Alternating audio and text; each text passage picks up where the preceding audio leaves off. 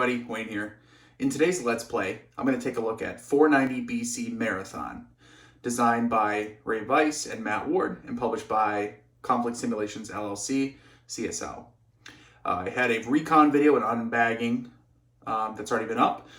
I'm now going to go ahead and do a partial playthrough really. So I'll kind of explain how the game works, and then I'll play through it a little bit, fast forward through some parts, skip some parts.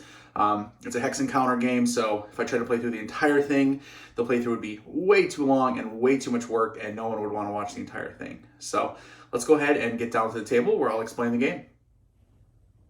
Alright, so here I have the game with the historical setup. So you can see the map here. Again, this is the Battle of Marathon. Marathon itself up here. This is the field consecrated to Hercules. The Greek camp. The Greek units are blue. The Persians here are in green. Persian camp here. And then the Persian fleet that is just off the coast / just in the shore there. So like most ancient battlefields, we don't know a whole lot of details about the terrain. And also for the most part, most of them were fought right with relatively flat terrain. And so this one is no different. In fact, most of the time units you can't cross in this particular game, this particular scenario, you can't cross any of these marshes, rivers, streams, anything like that, enter the marshes. So you're going to be fighting right in this area. The game is going to be played over a series of 12 turns. Each turn, you're going to be drawing from a chit cup. As you draw the chits, it's going to activate different wings. By the way, all these details I'm going to go into kind of each section one by one before I dive into the playthrough. So you're going to draw chits, going to activate certain wings. So, left wing, center wing, right wing, they'll activate. Hex and counter, right? So they're all a certain amount of movement allowance. You're going to go check for command first with a leader counter. You're going to then move while also conducting missile fire if available. You're going to, if you are moving adjacent to enemies, you're going to identify and use these counters for any engagements. So when units become engaged with each other, right, they're adjacent. You're going to engage in combat with those engagements. And then possible route movement. If units are routed, they're flipped over to the backside where it has an R on it. And then they're going to have to kind of retreat backwards. After those are all those steps are completed in the activation phase, you'll pull the next counter and continue on. Once all the counters are pulled, or I should say at the very end, when you pull the end turn chit, usually that's what happens, right? Technically it could be last, but usually it's not, right? Usually activate a few wings, then you pull the end turn chit. You're going to go ahead and check for victory, which victory, fairly simple. Either you have a series of leaders, the primary leaders are killed, both them and their replacements, which killed, and then they're flipped over, backside if that's killed, okay. Or the other big one is going to be if the Greeks are able to capture, you can see some of the hexes, some of them are covered here, all these Persian camp hexes. If the Greeks occupy them at the end of any turn, then the game ends in a sudden death victory for the Greeks. Otherwise, it continues on to the very end through 12 turns, and you're likely going to go ahead and compare strength points. Whoever has the most strength points eliminated from the enemy, right, or who eliminates more of the enemy's strength points is going to have a minor victory. Trying to think anything else. So I think I'll cover everything else in the actual each individual phase and step as I run through it. So let's go ahead and zoom in on the map. All right, starting off, we'll go ahead and look at the units. And as usual with my videos, you should probably have pop-ups on the screen showing you various things, showing you things pulled from the rulebook, pulled from the player aids, etc., just to help you out as I explain things. All right, so again, hex and counter game. So units, fairly standard. You are going to have oversized units because you have phalanxes. Happens in a lot of games, Great Battles of History, etc. Looking at the units here, again, fairly common, fairly normal. You're going to have bottom left is SPs, strength points. And the right, the +1 is going to be, in this particular case, is the morale rating. Now, or morale bonus. Now, unlike some games, there is no movement allowance or movement rating listed on the counters. In 490 BC Marathon and in the system, the rulebook's going to tell you exactly what the movement allowance is for the different units. So just something to keep in mind. The numbers on here are SPs, and then for the morale rating. The top of the unit is going to be the front. So units will follow facing matters type system where you have front, flank, and rear hexes. Other than skirmishers, so for example, this is one example of a skirmisher. There are different ones in the game. A skirmisher will have every hex around it is a front-facing hex, right? One of the bonuses of being a skirmisher type unit. Also, you're going to have leaders. So here we have for the Greeks, Aristides. Now he gives a +1 for the actual movement of his units. However, he does not give any bonus for the morale of his units. Some of the leaders will have both. For instance, the Persian, Artaphernes, he has a +1 for the movement and +1 for the morale. Just keep in mind that not all leaders are created equal. Leader units basically are going to be stacked with one of your other units as you're activating your wings.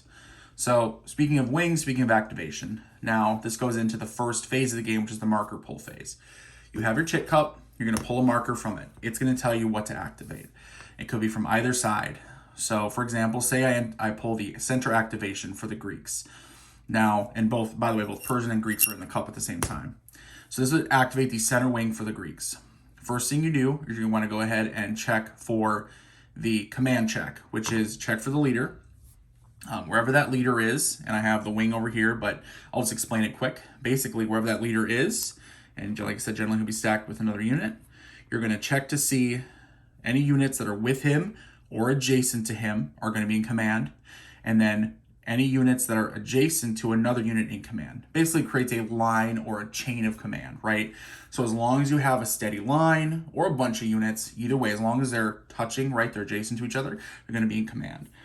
If they're not, then you're going to have an out of command marker, and obviously there's going to be game effects for that. So try to avoid that. It's an Ancients game. Units don't operate very well when they're not in command of their leader. After that, after the command check, you're going to engage in movement. Again, hex and counter, so you're going to move each unit at a time, spending their movement allowance. A part of this game is that missile fire is part of the movement step in the activation phase. Using missile fire, so either missile fire from, say, a unit that are throwing javelins, like this skirmisher here, or here we have Persian archers, it's going to cost 2 movement. In the case of the Persian archer, they have 5 movement allowance. In the case of these Greek skirmishers, they also have 5. And each one of these clear hexes is 1. So it could be as simple as, okay, say with your skirmisher, move 1, maybe he's 1 away, he can move 1, he can fire once, and then he can move away, right? So 1, he fires, 2, 3, moves away, 4. As a skirmisher, you don't get locked into engagement. Again, that's kind of a benefit of being a skirmish unit, right? Or as an archer, they have better range. Maybe he doesn't have any need to move, right? He's not have to get close, throw javelins, move away. Instead, he's just going to shoot. So he's going to, maybe be shooting at him. There's a chart. It's going to tell you range of how many hexes, what number you need to roll on a 1d10. And the game relies on 1d10 for all of its resolutions, die resolutions. A 5 or higher is going to hit. So with an archer, say with 5 movement, if you don't move him, he can shoot twice in a turn, right? He can spend 2, and then another 2, that's 4. You still have 1 movement allowance left, so he can either move away, move closer, but he can't fire again. After the missile fire is all resolved, and I'll explain how combat works in a second, including how to resolve the hits. You identify any engagements. Remember I mentioned that before, the overview. You have units, so not, here we have our, what am I thinking here? Oh, the phalanx right here, right? So say he's moving. Now, an archer, maybe it's a little different. So maybe you have this shield and Persian shield and spear, and the phalanx moves adjacent to him. That's obviously the front. They're now engaged. You go ahead and throw engagement marker on them during the movement. You're identifying, hey, they're going to have an engagement. So now the next step to perform combat for all engagements, you're going to go ahead and conduct combat. Once combat's done, you'll do the route movement step. So let me go ahead and show you guys combat quick. By the way, when it comes to drawing the chits and activating a wing, like I just mentioned, right, center activation, left activation, etc. On each of the counters in the game, the top right is going to be an identifier. So that's just a way to identify that particular unit. It's A, B, C, D, etc., etc. That L below it, that means he's a part of the left wing. He'll be set up with the left wing, and he would activate with the left activation chit. Same thing with, say, Aristides here. That's a C. He is a center leader. He activates with the center activation. All right, let's go ahead and run through a very simple combat quick. Here we have a Greek phalanx unit that is engaged with 2 Persian shield and spear units. During the movement phase, right, and then they were moved together. Okay, now they're engaged. You identify engagements with this chit. And what's kind of nice is, say you have, there's going to be 4 separate battles, and you have different engagement chits placed out. What I like to do is, as I resolve each one, I can go ahead and move it out of the way. This example, it's just going to be this engagement. Attack and counterattack, so it's going to be pretty easy. So, engage chit, now you know who is engaged and who's going to be fighting. And if I can grab it out of the way. Only downside, minor downside, by the way, quick aside, of these thinner counters, sometimes they're harder to grab with the tweezers. So just FYI, something to be aware of. All right, so you are engaging in a combat here. There's going to be an attack and a counterattack. One side is going to attack whoever had the chit and whoever was moving, and then there will be a counterattack. So in this case, let's go ahead and say that the Persians had activated, moved adjacent, or were there regardless, and their shield and spear are going to be attack the phalanx. The phalanx is going to then counterattack, and he's going to counterattack both units. So the game has kind of this laws of combat. 3 laws of combat. They're very, very simple. They make sense, right? First one is that attacks and counterattacks, you split the SP among enemy units who are front-facing, when front-facing more than 1 enemy-occupied hex. What does that mean? Very simple. This unit, there's only 1 enemy there, so all his 3 SPs are going to attack the phalanx. Same here. However, the phalanx here has 6 SPs. He has 2 units in his front because his front is this hex, and this hex. So actually, his 6 are going to split into 2, and so it's going to be 3 each, right? You have to evenly split them, or if there's an uneven, say he was at 5 SP, it would be the right-hand side would be slightly stronger, so it'd be 3 versus 2, his right-hand side. If he doesn't have enough SPs to split, that's going to cause a possible route movement, which is very, very bad. So, second law of combat is all enemy units in front-facing hexes must be attacked unless facing an enemy flank or rear hex. So basically, right, like they all have to fight each other because they're all facing each other's front. They're engaged. They're going to fight. If somehow it had been here, this unit, not only could he not attack him, right? The phalanx could not attack the shield and spear. The Persian here doesn't have to attack it because he's in his flank. However, he is not. He's right there, and he's definitely going to attack. The third law of combat, while the same unit may attack, counterattack multiple times, enemy units may only be attacked, counterattack once. So all the attacks, counterattacks must be made against each enemy-occupied hex simultaneously. And that's it, right? So it's not back and forth, anything like that. It's one kind of round of combat, and it's over. Okay. All right, let's go ahead and dive in. So we have the Persians on the attack with the Greeks as counterattack. Very, very simple. You're going to go ahead and look at the SPs for each of the units. So here you have the Persians. Each one has 3 SPs. That is going to be 3 dice, 3 D10s. Remember, you do D10s, resolve everything. So go ahead and roll 3 D10s. And for each one, you want a 5 to hit. That's without any modifiers. The 5 is kind of the golden number for the game. However, there are a bunch of modifiers, but most of them are fairly simple. They kind of make sense. So although there's a chart you're going to keep track of, you pretty easily figure out which ones are going to matter. So let me run through them real quick. A leader stacked with a unit making an attack gives a +1 die roll modifier. Attacking a flank hex gives a +2, right? So if you have been over here, attacking a rear hex, so say back here, gives a +3. Non-phalanx versus phalanx is -1. So it will be these Persians will suffer the -1 to their die roll. So they're still going to roll 3 dice, right? Because they have 3 SPs, but it's going to be -1 on each of the dice. Skirmishers versus non-skirmishers is -1 DRM because those skirmishers skirmishers, they don't have quite the same firepower and oomph as a regular fully armed unit. Elite units get +1. They're indicated in the exclusive rules. Enemy skirmishers present on a flank or rear hex reduce your DRM, right? So say we had a Greek skirmisher over here. He'd be harassing, just his presence harasses the Persians, and so they'd be less effective. Friendly unit had routed, it's going to hurt you, and then attacking unit in march formation gives a +3 DRM. All right, so all we're going to have here, again, like I said, it's kind of like once you look through, it's like, okay, that makes sense. Obviously, regular combat here, right, front to front, all that's going to matter is the fact we have non-phalanx versus phalanx. So -1 DRM on each. So you go ahead and you roll 3 for the first one. Let's say this first unit right here. So we got 0, 8, and 0. And yes, the 0 is on a 10-sided R0, and that is explained in the rulebook. So this is not a 10. So those are 2 misses guaranteed. And then we have an 8. Remember, -1 DRM, that's a 7. That's still enough for a hit. Go ahead and put a hit marker on the unit, like that. All right, let's go ahead and roll for the next. And he'll get 3d10. That is a 8, 4, and a 9. Again, a -1, so that's a 7. That's an 8, and that one misses. So it's still 2 hits. It's a total of 3 hits on the phalanx unit. We'll resolve the hits here in a little bit. Just go ahead and let's finish up the combat. So now you have the counterattack. So the phalanx here gets to go ahead and counterattack both those units. Now remember, his 6 SPs, because he's attacking 2, right, he's going to be broken up from 6 to 3 attacking each one. So we did not resolve the hits yet, so no worries about that. So let's go ahead and attack that one there. Now he is not, there's no -1 for him, so it's a straight die roll, 5 or higher hits. 3, so this I got 5, 8, and a 4. So that's 2 hits on him. And last combat, a 2, a 4, and a 7. So that's only 1 hit on him. All right, now let's go ahead and resolve the hits. Resolving hits is determining how many, you're making a morale check to determine how many disorganization points end up on a unit. Disorganization points, those are the things that are going to look like basically the point where a unit is losing cohesion, right? And once you get enough DPs as, same amount of DPs as SPs, you're going to start checking for that route we talked about. So, go ahead and check each one. Morale check.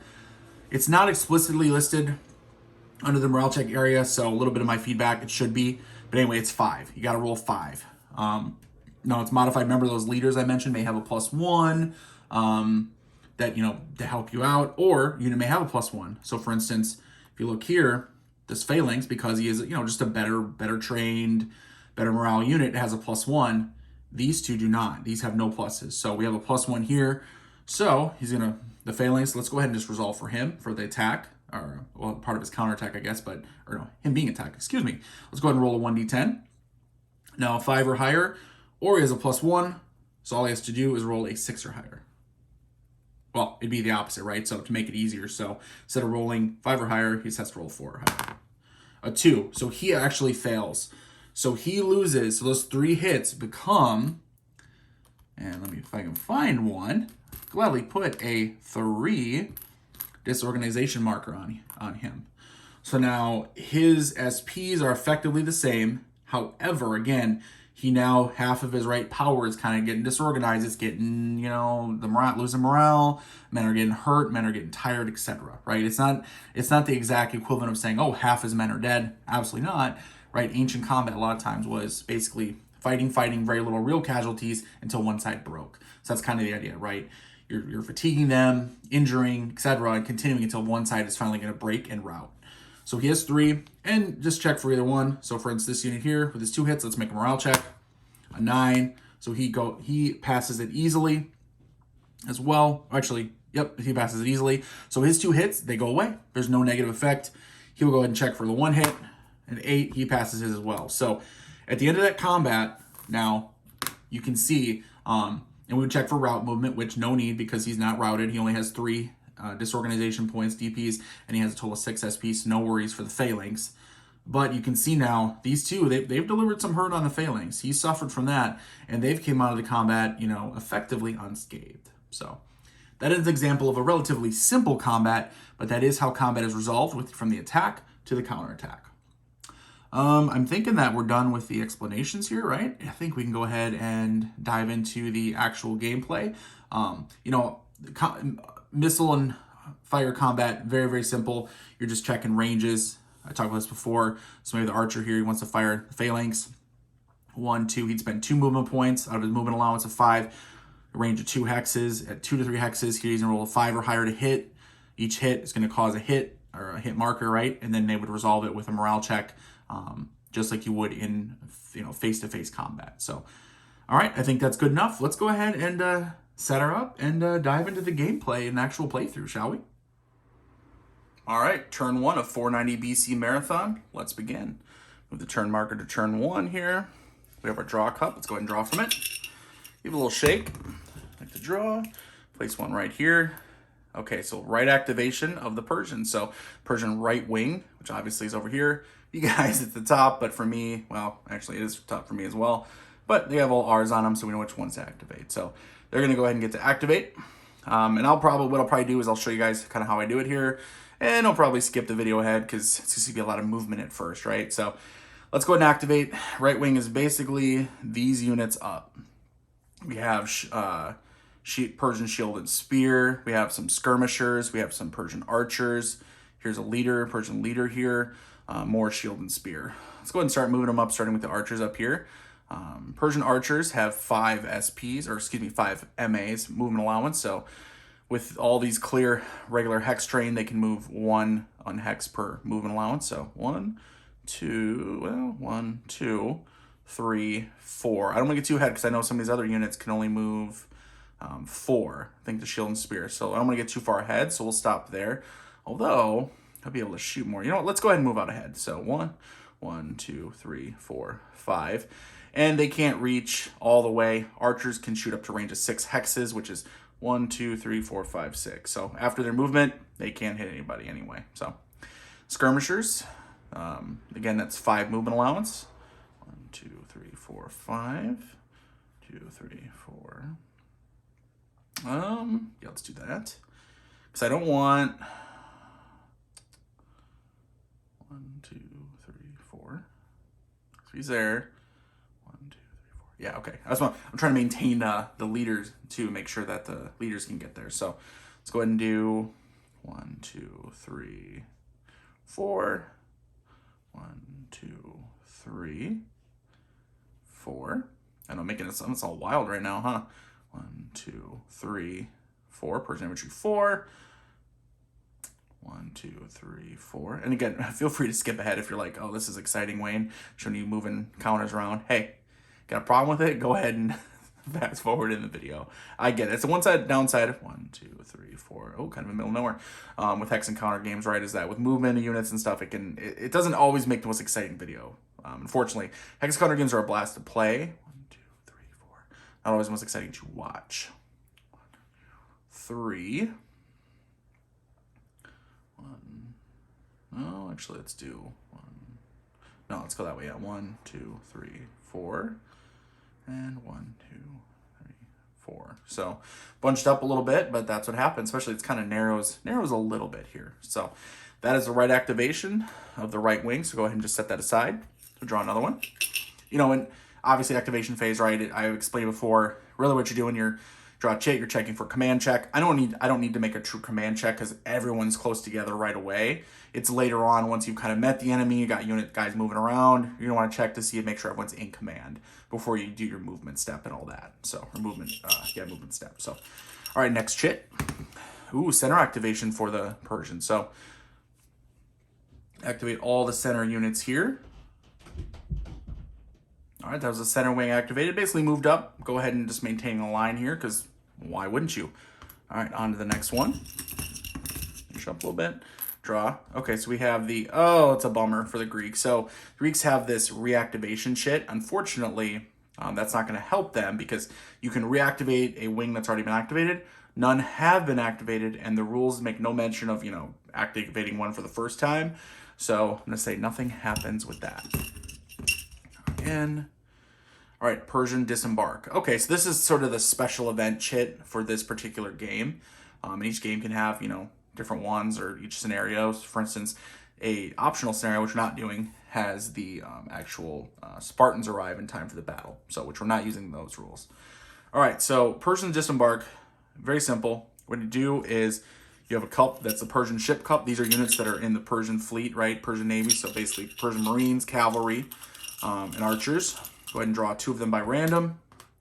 So it looks like we got a Marine unit and then an archer. You place them adjacent to the fleet anywhere you want to. So let's go ahead and put them right there on land, and there you go. Now, next time I draw that chit, so say next turn, if I do, I'd get to move these 2, right? I get to activate them, and then I get to draw 2 more off the cup and place them next to the Persian fleet here. They don't follow the normal command. They're always in command. So there's no, there's no leader for them. All right, next chit. Here we have the left activation. So we're gonna go ahead and activate the Greek left. So the Greeks finally get an actual activation. The Greek left here. I'm gonna go ahead and pause the video while I do that. All right, I went ahead and moved the Greek left wing up. Now, they didn't move as fast or as far as, say, the Persians did, because the Greek phalanx units can only move 3. So, if you want to keep everyone together, right, follow the command and have your line command and all that, you're going to want to probably keep everyone else slowed up too. So, all right, next chit. Center activation. And I'm getting activated a ton, by the way. I've had games and turns where you draw the end turn chit fairly quickly. Yeah, it's in there. You can see it in there now. But anyway, center activation. So it'll be these center wing here. All right, Greek center has activated and moved up. Oh, and I drew. So I drew the end turn chit. So what you're going to check first is you're going to see, hey, has each side drawn an activation chit been able to activate a wing? Obviously, yes. 2 wings here, 2 wings there. As long as it's 1 for Persian, 1 for Greek, your turn will end. If not, you're going to go ahead and set this aside. You're going to draw another chit, and then you'll put it back in the cup. So this is the end, though. So now, with that, the end turn, you check for victory check. Victory check, remember the automatic victory is primarily going to be the Greeks occupying all the Persian camp over here, which very far away from doing that.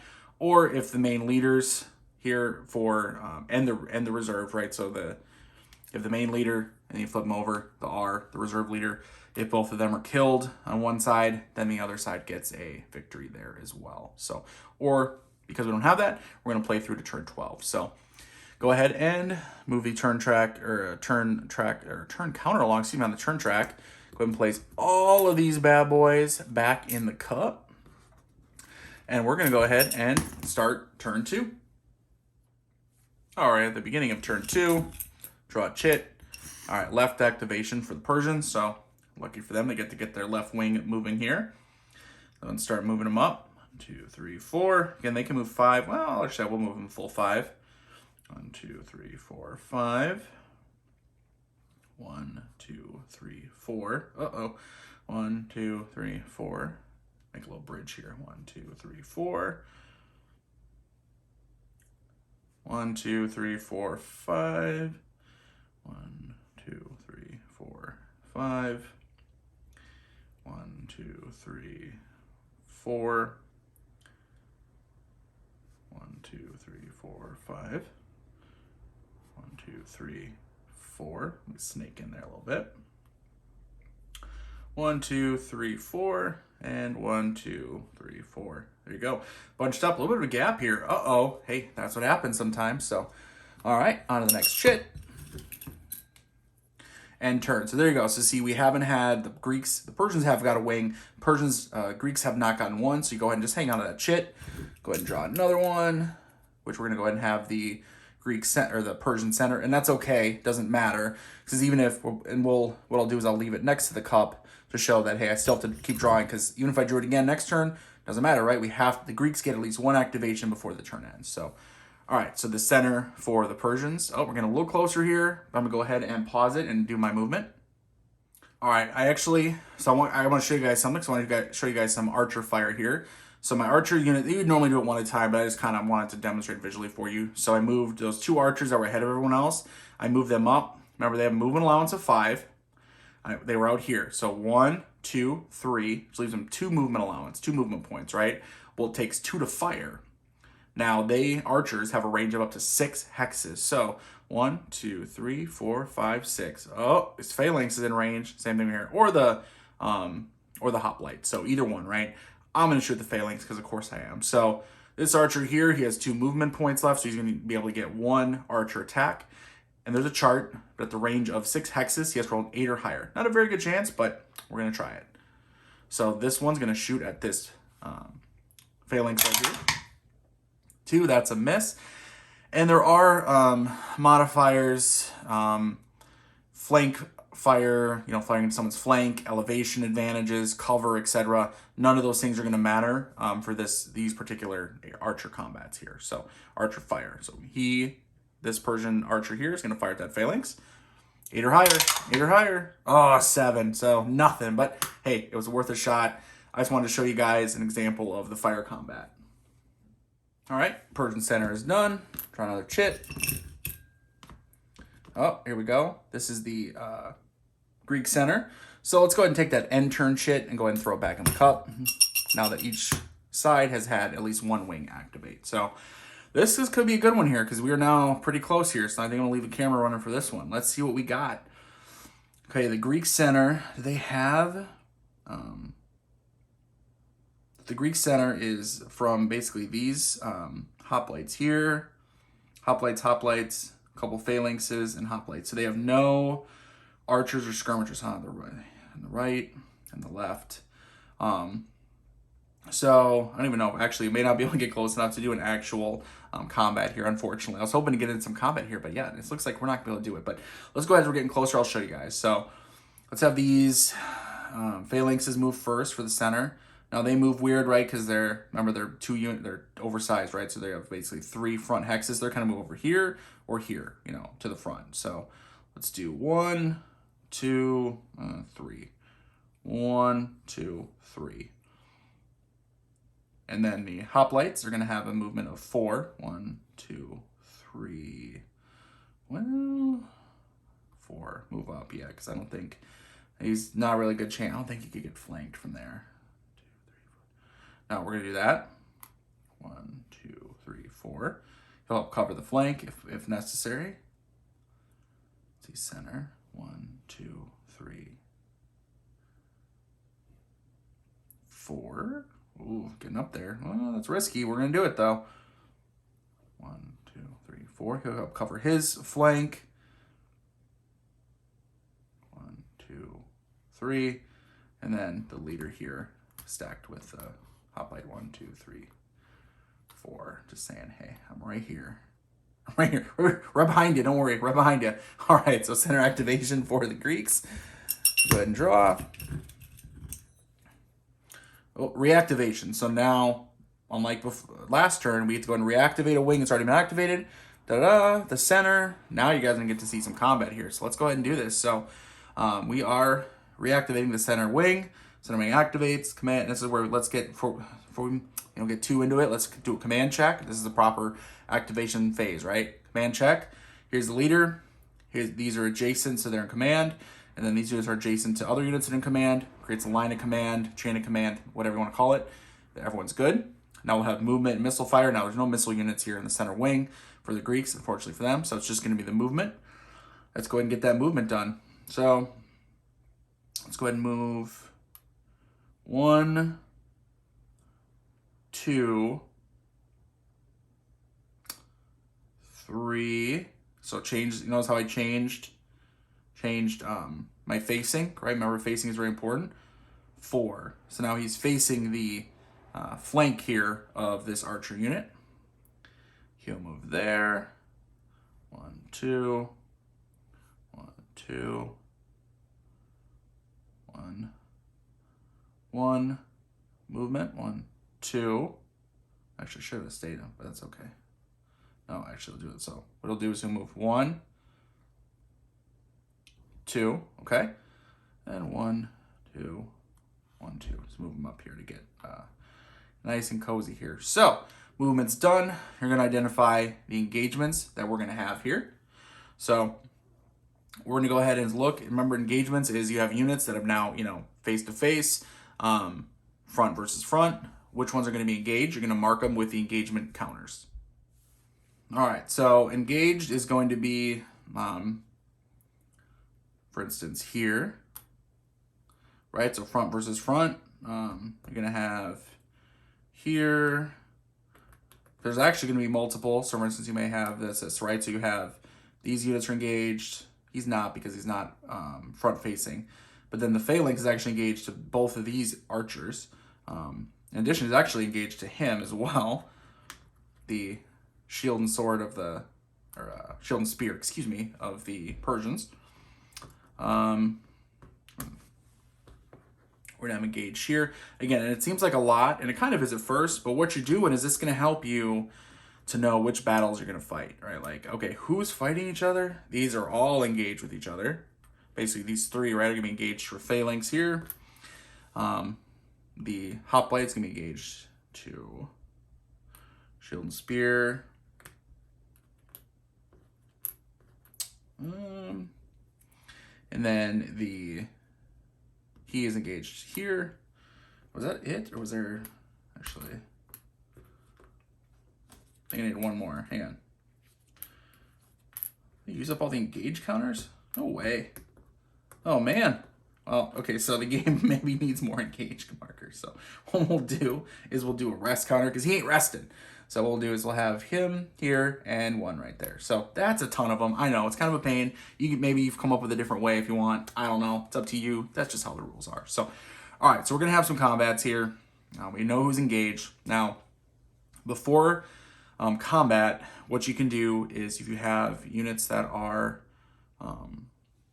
skirmishers who are engaged, if they're facing non-skirmishers, which I have no skirmishers in the combat, so these archers are considered skirmishers, believe, and then the archers are considered skirmishers. Yep, so they can go ahead and try to retreat. So they're going to make a morale check. So say this archer here, morale check with a +1. And so they get a 5, right? So all he needs to do is get a 4. It's a 3, so he fails, so he cannot retreat. This archer here, that's a 0. That's a failure. This archer here, 5 with a +1. He's successful. So he is actually going to go ahead, which is nice. We can pull that away. Get a rest on the back. He gets to go to retreat up to his max movement allowance. So he will retreat 1, 2. Let's go ahead and put him back here to kind of draw back behind the line. So that's a benefit of a skirmisher, right? All right. So we go ahead and get rid of these engaged markers for those combat because that's not going to happen because he's no longer there. So now we are done with the initial movement. We're done with identifying engagements, and we're done with the retreat for combat because of anything that's a skirmisher. Non-skirmisher can retreat. So now we're going to go ahead and engage in the actual combats. All right, so what we'll do is we'll start with the bottommost units and then just work our way up. So the bottommost, although he's not technically engaged, right, is our hoplite here because he's not facing the front of the archer. He still can engage in combat, right? So he's going to attack. Plus, he's gonna get a nice bonus because he's attacking the flank hex of this archer. He's gonna get a +2 DRM to each of his rolls. So he has 4 strength points. So we're gonna go ahead and roll 4 dice. Check for any modifiers. So it's gonna be the +2 for attacking a flank. Other than that, no other modifiers. So go ahead and get a +2 on each of them. So remember now, and he's a 5 to hit, right? So as long as he rolls a 3 or higher, right? So +2 to the dice, it's going to be a hit. So we got a 3, an 8, a 3, and a 2. So those are 3 hits. So we'll go ahead and put the 3 hit marker on this poor archer here. I feel like he's going to take a lot more hits, but we'll see. Okay, very simple. All right, now we'll do the, because what we'll do is he does not do a counterattack on him anyway because he's in his flank. So no worries there. Let's go ahead and do this engage right here. So we'll move that counter. So the hoplite's going to attack the archer with 4. He's straight attack, front to front, so he gets no special bonuses on his die roll, just 5 or higher hits. 1, that's the only 1 hit. So that 3 does become a 4. 4 hits on the, oh, no, that's not gonna work. 4 hits on the archer. All right, so then the archer, he will counterattack back. Now he has 2 strength points. He has 2 enemy units in front of him, so it's gonna be 1 on each. So he's only gonna get 1 SP on him. So it's only gonna be 1 die he's gonna roll. So archer attacking back. Now we have a skirmisher versus a non-skirmisher, so -1 DRM as well. So he actually needs to roll a 6 or higher for a hit. Cock die, reroll. It's a 4, -1, 3, no hits. All right, now the phalanx here, he's engaged with 1, 2, 3 enemy units, right? Yep. So he has 6 SPs divided by 3, 2 each. So he'll only get 2 on each of them. So he'll attack, first one, he'll attack 2 SPs on the archer here. Straight on, but it is a, and that one actually is another -1 because it's a non-phalanx versus a phalanx. Anyway, I don't think he has any other modifiers. Nope, he does not. Oh, enemy skirmisher, enemy unit present. Nope, I'm just checking through the modifiers myself. Okay, let's go ahead and roll. So 2 straight diers, 5 hits. That's 1 hit. Archer has, what, 5 hits on him. Oh boy. then 2 on this other archer here. 0 and a 3, 2 misses. And against the shield and spear there, 0, 0, which those are 10s, right? At least right now. All right, 2 misses. So now this archer is going to attack back for the counterattack. He's attacking a non-phalanx. He is a non-skirmisher versus non-skirmisher -1. Non-phalanx versus phalanx -1. So total of -2 on both of his rolls. 0 and a 1. So those are both misses. Yikes. And let me start getting rid of some of these other engagement counters too, by the way. Get them off there. And then that one as well. And then this shield and spear will attack, as that's his engagement marker right here. Well, it's counterattack against the phalanx. Get it out of there. He said a little harder to grip these tiny counters. All right, because he's right there. He has 4, but then he is attacking this other phalanx as well, so it's going to 4 divides down to 2. So 2 SPs are going to be attacking this phalanx. He's not a skirmisher, but he is a non-phalanx versus phalanx, so that is a total of -1 DRM. Each die roll. 2 and 2, so 1 and 1, 2 misses. Our phalanx here is going to attack shield and spear. Again, he has 3 units in front of him, so divides the 6 by 3. That's 2 each. So straight die rolls. So 5 hits. 1, 2. That's 2 hits on the shield and spear here. And then he will attack back with 2 with a -1 DRM on each. So 6, still a hit, and then a 1, no hit. So it's 1 hit now on our phalanx unit here.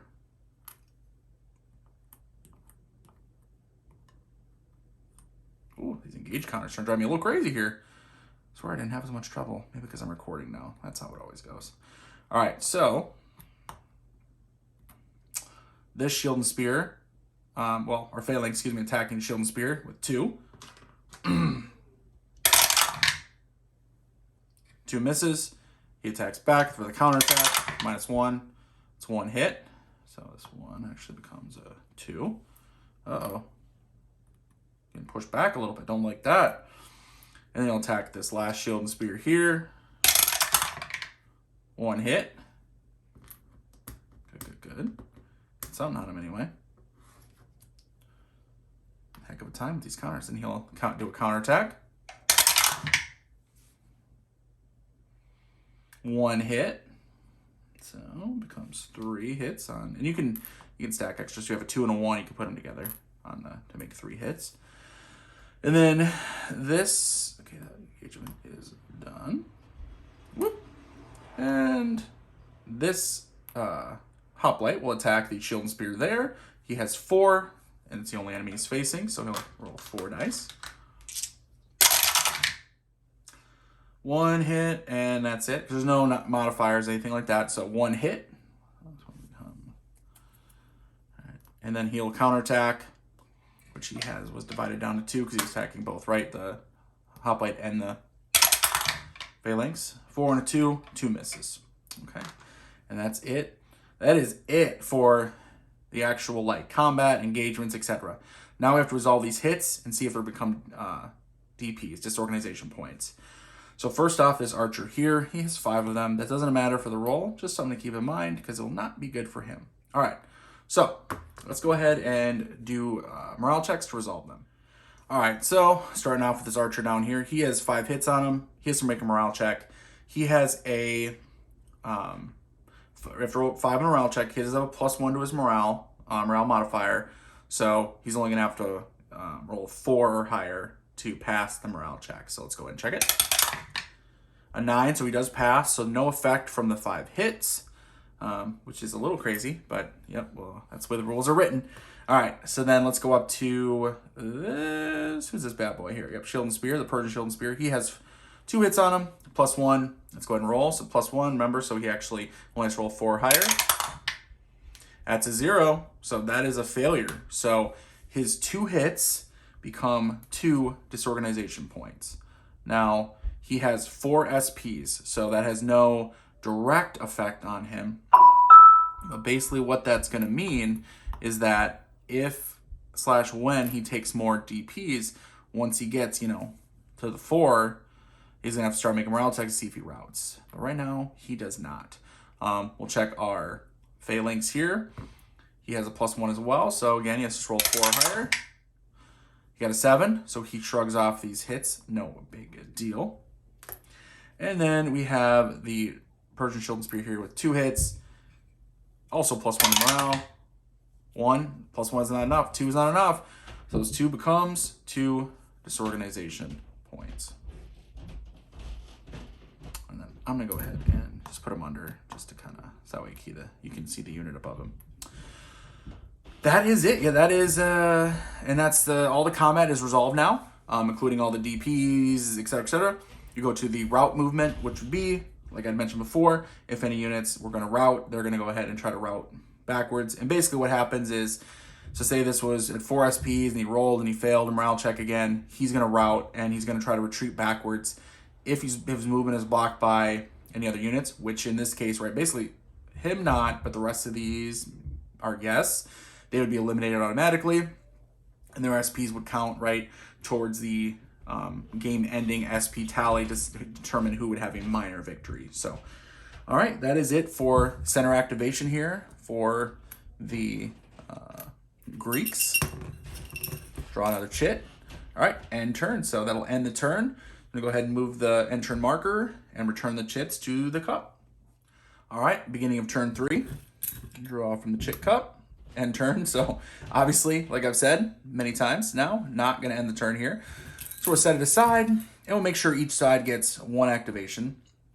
It's a reactivation. Does no good right now because no wings have been activated. So we'll draw again.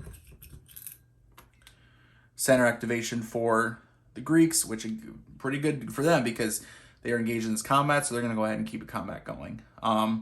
Now, looking at it, I think everything was pretty good, except we probably want to get some of these guys engaged over here. So what we're going to do is we're going to move 1. So, okay, command check first, right? Well, the leader's there. Adjacent, and adjacent, adjacent. Everyone's good. This would be the closest, right, to trouble, but they're adjacent, so they're good. So everyone's in command. Movement and missile fire. No missile fire available, but movement. He's going to rotate, and then he's going to go ahead and move 1 hex here. Oh, hang on. So he was there, right? Or was he? It was like this, right? Yeah. So move like that, and then he moved there. There you go. Does expose his flank, but now he is facing the flank of that unit. So, identify engagements. Just like before, engagements all up and down the line here. Oh no, not all these counters again, right? I think we have a whole bunch of them. That's technically not 1. This is 1. This is 1. This is 1. And that is 1.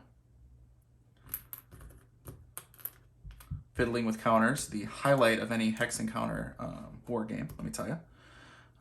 I had someone in one of my videos once complain about that, and I was like, well, that's how the games, that's what these games are. So if you want to see the playthrough, you're going to have to deal with that. I mean, there's no way around it, right? I mean, what else am I supposed to do? That's part of the game. Anyway, I mean, if we weren't handling the counters, it wouldn't be doing a hex encounter game. All right, right here, and then he's not engaged. Oh, he is engaged to him, aren't they? They are. Oh no, almost I'll say backfired, but not as good as I thought it would be. Let's do the rest ones again because you can tell they're not resting. So he's not engaged there, but they are engaged right here. Okay, but he can fight him. It's just not engaged because it's not right front to front. Excuse me. All right, let's go ahead and get into our combat again. So start off at the bottom, work our way up top. Bottom here, we have, again, our hoplite. Let's go ahead and attack that archer who shrugged off all the hits previously. He has 4 SPs. He is attacking a flank hex with a +2 DRM, and I think that's it. Yep, that's it for DRM, so +4, or +2, or excuse me, +2 DRMs attacking. So 5 or higher to hit. That's a 6, right? So hit. So 4 hits. Jeez. 4 hits on this poor little archer. And then we'll do the engage here between hoplite and archer here. So the archer, he's going to go ahead and, or excuse me, the Greeks are on the attack. My mistake. So he's attacking. So he'll attack him. He has no divided, so it's all 4 again, just like the other one. No modifiers because he's not on the flank or anything like that. Just straight ahead attacking. 5 or higher are hits. 0, 0, 1. It's cocked technically. 6. I'm glad I rolled it. And it does not change the other ones, though. So 6, that's 1 hit. So comes 5. So we'll just put a 1 on there. Total 5 hits on him. He will attack. The archer will attack back. He has to divide his 2 SPs into 2 different enemies, so 1 each. It is a non-skirmisher. Skirmisher versus non-skirmisher, so -1 DRM. So he just roll a 6 or higher. Or, yeah, 6 or higher. 3, that is a miss, so no good there. Let's do between the phalanx and the archer here. Again, he has 3 enemies in front of him, right? 6 SP, 3 enemies in front of him, so it's 2 each. You can see as it starts flowing a lot quicker once you know exactly how to do it, right? And it also is attacking skirmisher versus, or excuse me, oh, he has no bonuses, doesn't he? Right. Oh, he doesn't. Attacking skirmisher. No, he doesn't have any bonuses. Oh, no. Thought he did. Okay, so that's 2 misses. Bummer. And then archer attacking back. He does have a -1 and then another -1, total -2 for his 1 3 back. 0, so no good there. And then we'll have this combat, phalanx archer there. So phalanx attacking. His die rolls, 2 misses. This archer attacking him, both of his. Is a -2. So 6 and a 0. So those both misses. So the 6 misses because it's -2. Because remember, he is attacking, archer's attacking a phalanx, so it's -1. And he's a skirmisher versus a non-skirmisher, another -1. Get that out of the way. All right, so this engagement between phalanx and the already slightly disorganized sword and shield. So he has 2 in the phalanx. That is 1 hit. Excuse me. So we hit on him here. And then he will attack back with his, what does he have? He has 4, divide between 2, so that's 2 each. So he'll have 2 attack back. And that is, we got a 6 and a 9. Non-phalanx versus phalanx -1. That's still both hits, huh? So 2 hits on our phalanx here. All right, now we'll have this combat between the phalanx and sword and shield there. And divided by 3, so 2 SPs, so phalanx attacking sword and shield. 2 misses, sword and shield attacking the phalanx.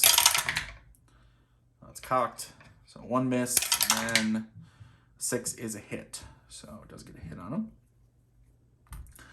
Then we'll attack, phalanx attacking that sword and shield right there. 2, so 5's a hit, 5 to hit, it's 1 hit. All right, and then attacking here. Oh, actually, the counterattack, excuse me, which his is all of them, right? All 4, because there's no one else to attack. So the counterattack, 5's hits, right? Oh, no, non-phalanx versus phalanx, that's -1. So miss, actually, but then that does hit. 6 does hit, so that is 2 hits on the phalanx now. All right, and then we'll have this engagement between the phalanx and that sword and shield. So that is 2 from the phalanx. Straight 5's hit. That's 1 hit. And him attacking back, he will be divided between 2, so his 4 becomes just 2. So that's a -1 on each of them. That's 2 misses. All right. This hoplite will attack the sword and shield there. His 4, he has all 4. Attack him. No bonuses, I don't think. Nope, 1, 9, so that's 1 hit. So this 1 hit becomes 2 hits. All right, and then we have engagement here, which will be, oh, he's counterattack back though, right? Yep, my bad. So his 4 becomes only 2. Attack the counterattack. Don't forget the counterattack. And sword and shield and that hoplite. 5s are hits. That's 1 hit. Oh, bummer.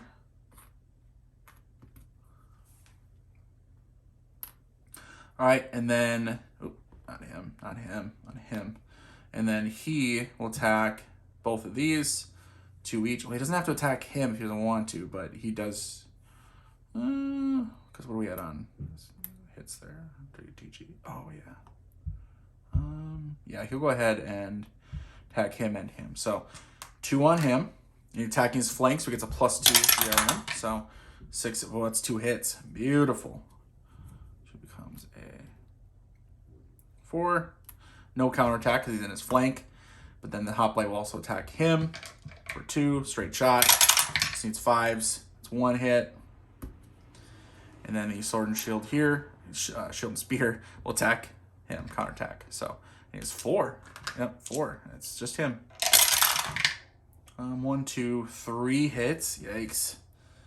All right. Whew, there's a lot of hits. All right, let's go ahead and resolve them.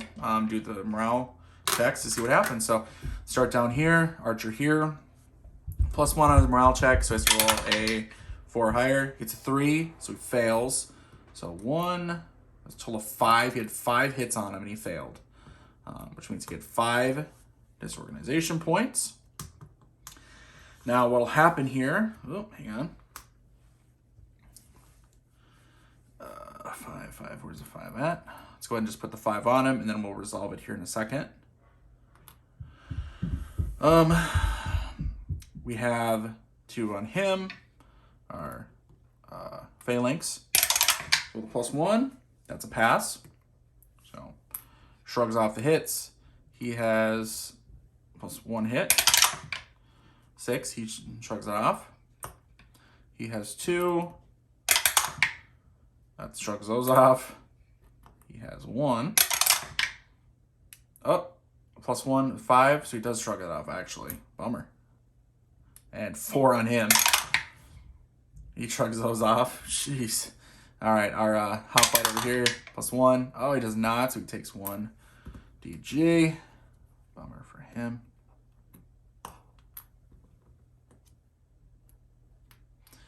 He has 3 hits, this hoplite. Oh my gosh. +1. That is not. So he takes 3.